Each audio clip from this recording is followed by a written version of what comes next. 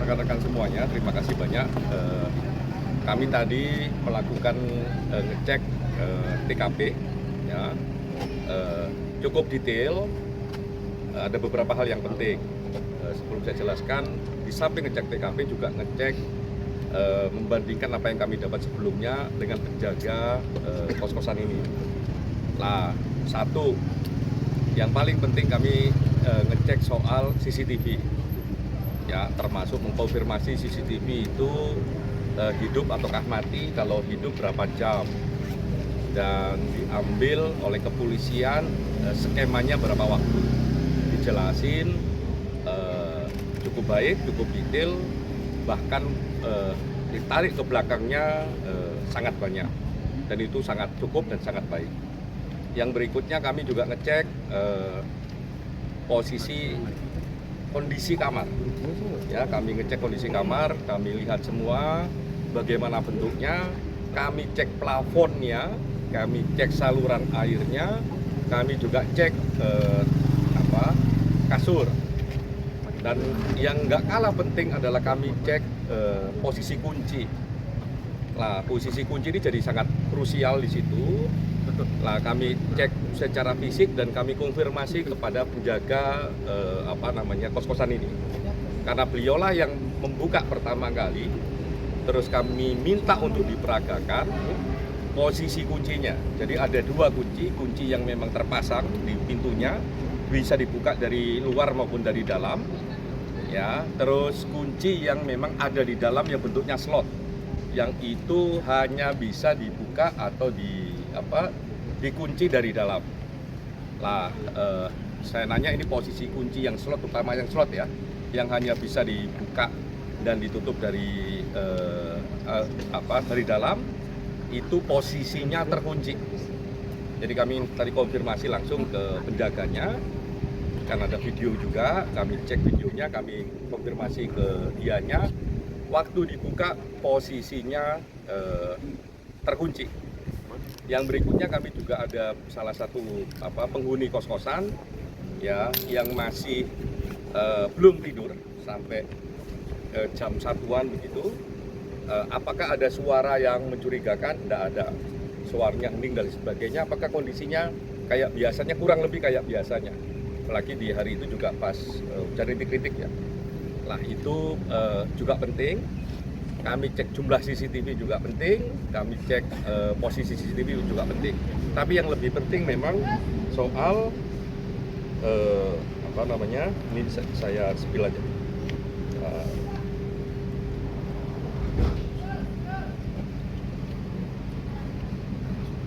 Lah, ini kunci. Jadi posisi pertama kali sebelum pintu dibuka kayak begini. Nanti bisa difoto. Oke, nanti bisa di zoom. Jadi posisinya slotnya terkunci, ya, slot manualnya terkunci, yang hanya bisa dibuka dan ditutup. Layarnya mati, Pak. Yang bisa dibuka dan ditutup dari dalam. Terus yang ini kunci biasa yang bisa dibuka dari luar dan dari dalam kamar. Terus posisi plafon, baik posisi plafon kamar maupun plafon kamar mandi, tidak ada yang rusak sama sekali. Mungkin itu yang penting. Nanti kami geser ke PMJ untuk lebih detail lagi apa yang sudah dilakukan dan sebagainya. Oke? Bapak mau nanya, CCTV, jumlah CCTV sebelum peristiwa sampai peristiwa jumlahnya sama. Cak, apa sih yang membedakan penyidikan yang dilakukan oleh Kompolnas sama yang dilakukan oleh pihak kepolisian? Apakah ini beriringan? Kompolnas memastikan apa yang dilakukan oleh rekan-rekan kepolisian itu sesuai prosedur ataukah tidak. Secara substansi memang mendalami substansinya ataukah tidak. Nah, menuju ke sana kami memang ngecek dulu. Makanya kami pertama kali datang ke keluarga. Kemarin kami datang ke keluarga, ketemu langsung dengan keluarga, ketemu langsung dengan istri, banyak hal yang kami dapatkan. Tahap berikutnya kami datang ke TKP untuk juga ngecek sebenarnya TKP-nya bagaimana. Dengan dua modalitas itulah nanti kami ketemu sama PMJ, Polda Metro Jaya, untuk mendalami apa yang sudah dilakukan, apa yang sudah didapatkan, dan prosedurnya baik ataukah tidak. Karena ini kan Kompolnas. Jadi itu. Jadi kami melapis gitu ya. Kan kalau kayak begini kan kami bisa nanya nanti kalau dijelaskan sama Polda Metro Jaya. Ini CCTV diambil dari titik yang mana? Ini CCTV-nya jumlahnya berapa? Durasinya yang diambil kapan saja dan sebagainya. Termasuk juga apakah dicek semua ruang dan model yang terjadi di kamar, ya, plafonnya, jenis kunci dan sebagainya, termasuk apa saja ditemukan di dalam kamar ketika peristiwa itu berlangsung. Kami juga cek, termasuk kalau teman-teman lihat di CCTV yang sudah beredar bahwa kresek. Tapi tadi kami juga mengkonfirmasi ke Pak Penjaga, betul itu bahwa kresek dan sebagainya. Kami sebenarnya tahu sedikit banyak apa isi kreseknya, tapi nanti kami dalami di Polda Metro. Berkomunikasi sama Kemlu tentang track record dari ADP ini.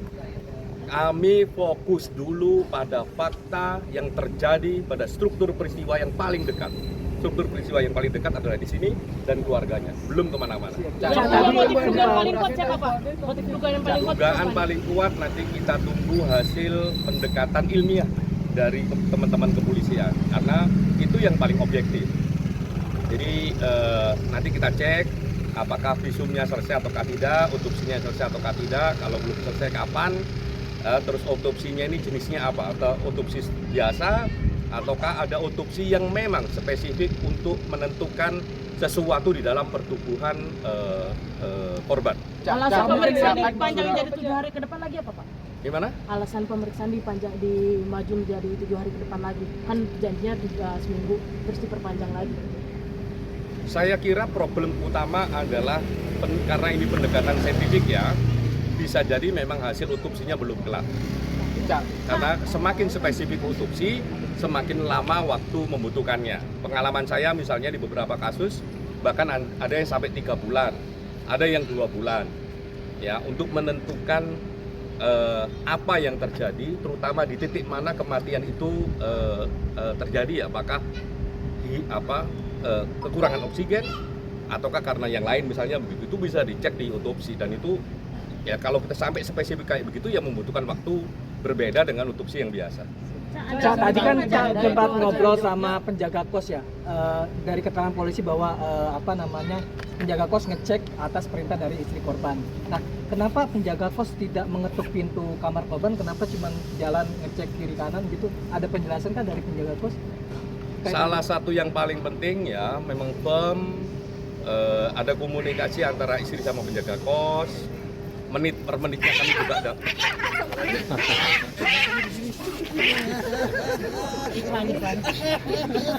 Kucingnya mau ikut preskon. mau ikut doorstop tadi di dalam soalnya ada nih ya.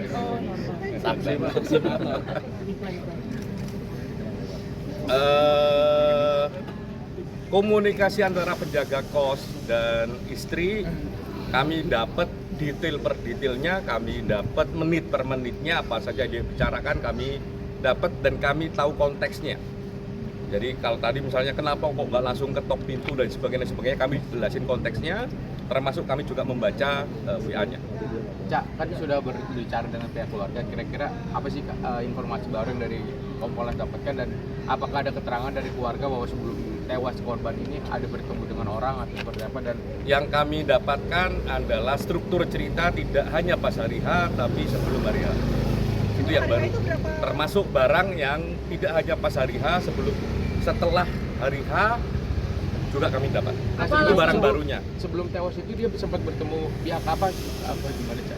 Detail-detailnya nanti penyidik lah. Sampai saat ini pihak keluarga juga belum muncul, Pak. Katanya sudah dapat hasil visum. Kemarin di Bantul itu keluarga membeberkan hasil visumnya nggak, Cak? Kami mendapatkan semua informasi terkait peristiwa ini dari keluarga, sangat baik, sangat komprehensif. Semoga kalau belum ada yang disampaikan ke kami bisa disusulkan. Tapi dari interaksi kemarin itu cukup detail, dan kami udah cek juga ke beberapa sumber ya. Terus nanti kami akan cek itu ke Polda Metro. Gimana ini? Apa perkembangannya? Ya, keluarga udah ketemu sama pihak ini belum? Ya, Kementerian Luar Negeri. Kami fokus pada titik peristiwa yang paling dekat. Titik peristiwa paling dekat adalah keluarga dan TKP ini. Nanti kami akan lihat struktur peristiwanya. Kalau struktur peristiwanya memang mengharuskan kami ketemu sama Departemen Luar Negeri, ya kami akan cek ke sana. Tapi kan pokoknya adalah keluarga, TKP, dan PM Jabalaga ini kan Kompolnas, bukan Komnas HAM. Tapi keluarga sampai sekarang masih dia pernah melakukan upaya bunuh diri sebelum melakukan. Gimana? Katanya kan infonya dia pernah mencoba melakukan bunuh diri di kantor Kementerian Semua informasi monggo aja, asalkan ada basis faktanya. Tapi kita himbau kepada siapapun, mohon dihormati haknya keluarga yang sudah kehilangan salah satu anggota keluarganya. Tolong itu dihormati. Apapun boleh Anda ngomong apa saja, asalkan ada haknya, plus tolong juga dijaga etikanya. Kasihan pihak keluarga sudah kehilangan anggota keluarganya. Jadi kalau kami standingnya adalah faktanya ngomong apa, di titik itulah kami berangkat menganalisa.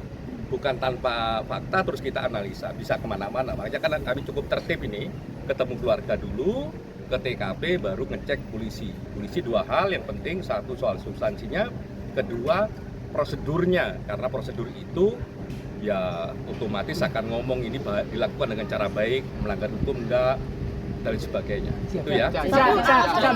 Sedikit, Ini ada Pak Arin dan ini ada beliau. Silakan gantian. Sedikit.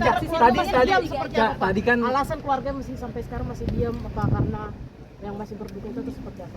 Saya kira pertanyaan itu yang paling tepat yang menjawab adalah keluarga. Yang paling pasti adalah keluarga sama kami kemarin ngobrol banyak, bercerita banyak, dan memberikan banyak informasi termasuk juga barang. Sejauh ini Cak, tadi kan katanya Cak Anam udah nanya terkait dengan sampah. Artinya sampah itu sudah disita sebagai barang bukti oleh pihak kepolisian atau gimana, Cak? Sebagai satu praktek prosedur yang baik harusnya sudah disita. Nah, nanti akan kami cek, kan kami mau ke Polda Metro ini sekarang. sejauh ini ada informasi dari penyidik nggak sih, Cak, bakal ada ekshumasi? Dan apakah keluarga sudah menyetujui? Ekshumasi itu kan kalau belum ada otopsi. Nah, ini kan proses otopsi sudah dilakukan, hasilnya yang belum. Kita cek nanti hasilnya. Semoga dalam waktu dekat bisa ada hasil otopsi. Kalau tadi ditanyakan kan ini janjinya sepekan begitu kan.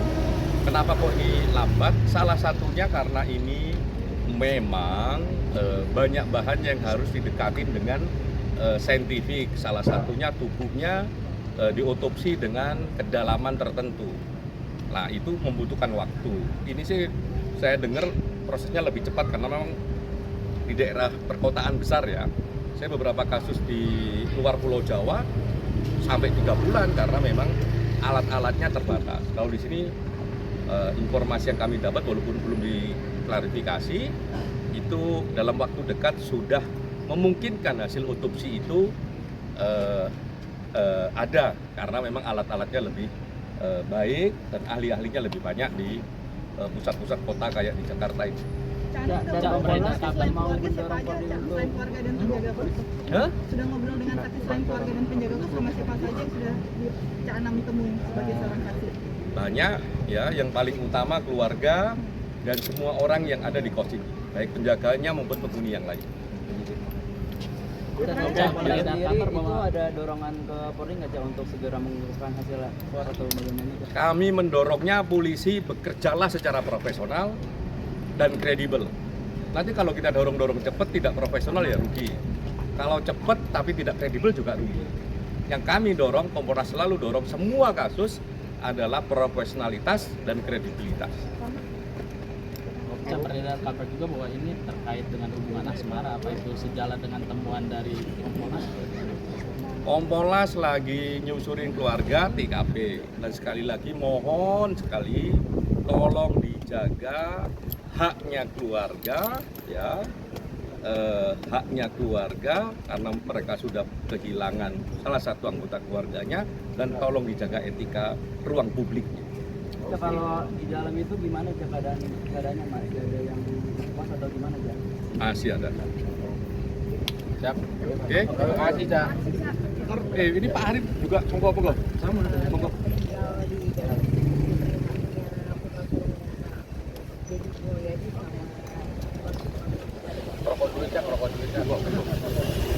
Oke, karena kami mau geser ke PMJ itu nanti ada. Biar fokus. Hah? Oh enggak, semua CCTV di sini kita cek, ya toh. Nanti kami akan pastikan yang diambil di titik mana saja dan durasi pengambilannya berapa lama. Jadi tidak 3. Jadi kami cek. Ini tadi kami hitung semua CCTV yang ada di dalam.